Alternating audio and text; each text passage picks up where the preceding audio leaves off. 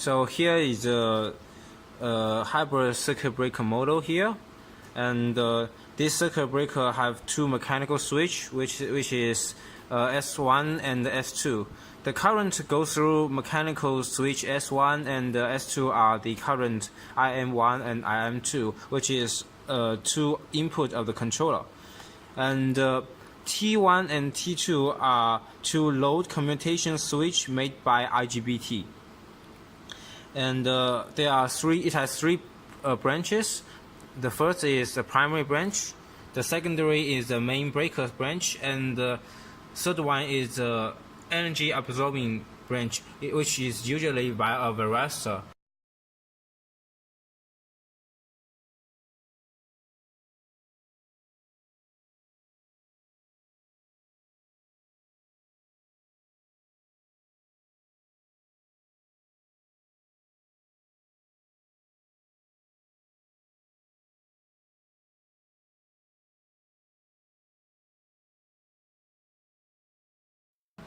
So here I'm going to talk about the loops of the circuit breaker controller.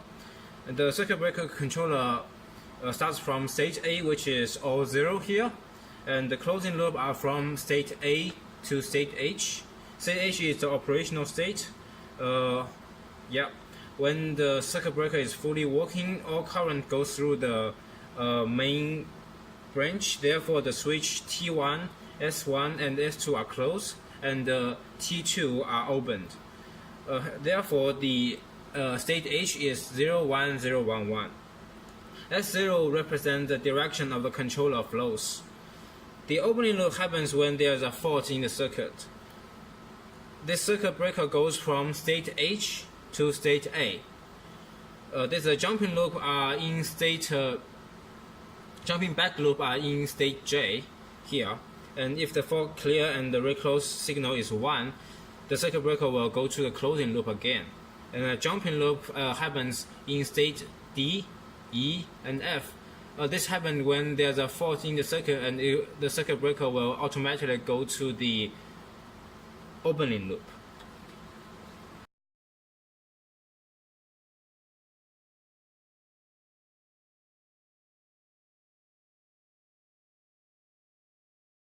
Let's see the connection between the controller and the RTDS. So here we have 4 analog input from the RTDS. Here it's from GPIO here, GPIO, GPAI and the GPIO here.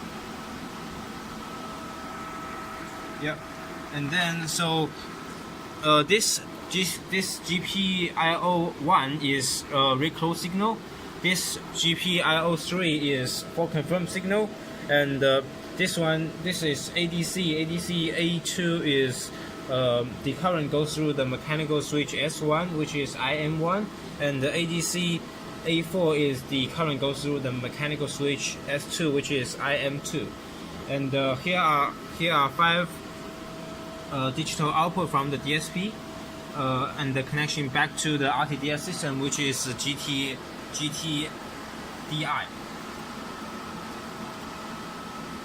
Yep, and as you can see here, so this is S0, this is S2, this is T2, S1, and T1.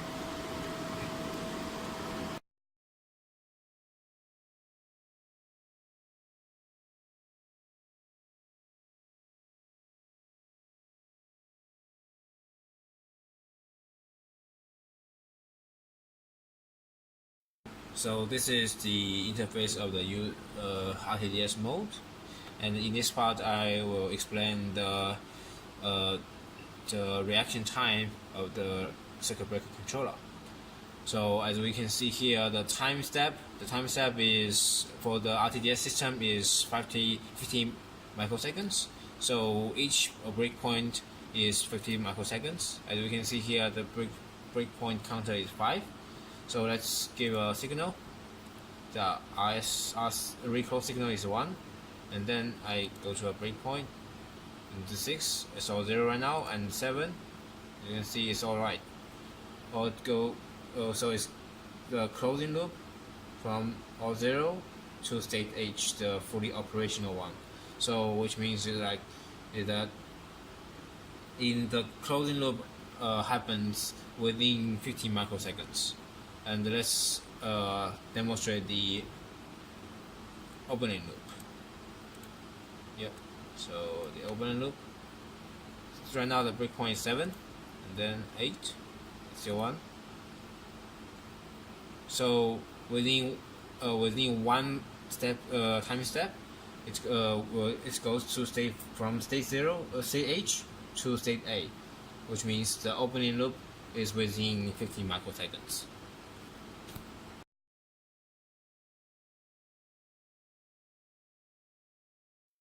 So this is a demonstration of the RTDS system for the controller, circuit breaker controller. And in order to show you exactly step by step, I add a delay in the code, and so that each step have 5 seconds delay. So let's start it. Let's start it with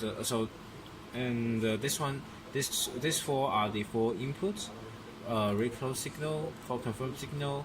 This is current goes through here, current goes through mechanical switch S2, and this is the current goes through mechanical switch M1. And the limitation of both are 0.5. And so let's start it with reclose signal goes to 1. So first of all, the S0 is the direction of the current circuit breaker controller float. It goes to 1 means it is closing loop, and then the mechanical switch S2 is closed, and then following by the main breaker bridge T2 is open, closed, and then S1 and the T1 is closed, so that current goes through the primary and the secondary branch, and then T2 will be open, so that current only goes through the primary branch.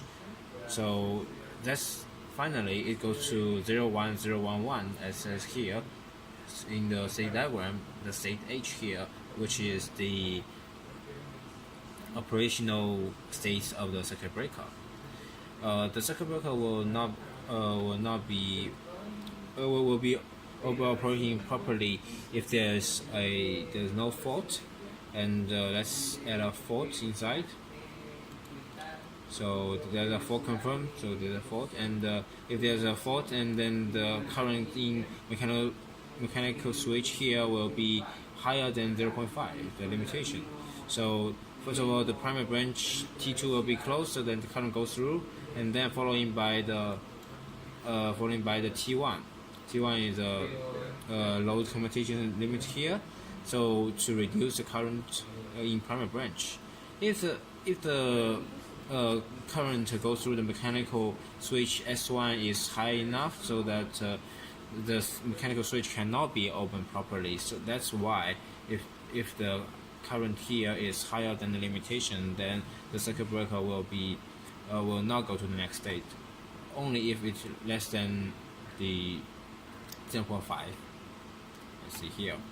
As you can see, S1 goes to 0, it's opened, and then T2 will be open again, and the S2 will be open again. So that's the opening loop of the whole circuit breaker, and the extra current will be absorbed by the energy absorbing branch, which is the varistor here. And let's talk about the jump loop, which is from state D, E, and F. So let's reclose the signal again. This is 11100, as we can see here.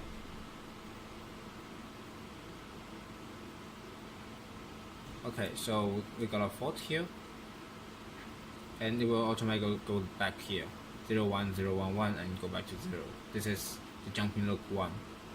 And for jumping loop 2, which is in state E here, 1, 1, 1, 1, 0. Let's just wait a minute.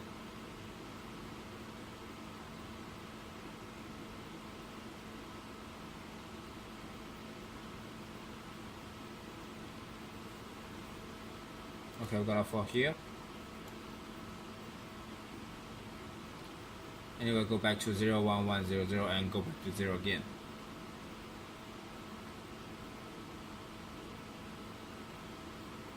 And for 1 1 1 1 they are the same story. And for the jumping back loop is from state K to state D, which is if the reclose signal is 1 and there's no fault in the system, then the circuit breaker will automatically go to the closing loop. Yeah, let's start it.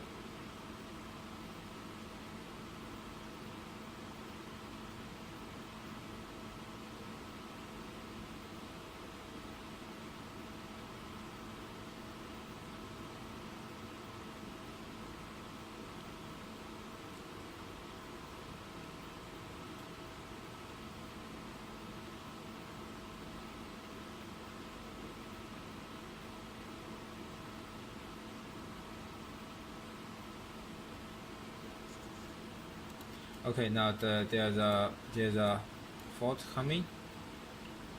Go back.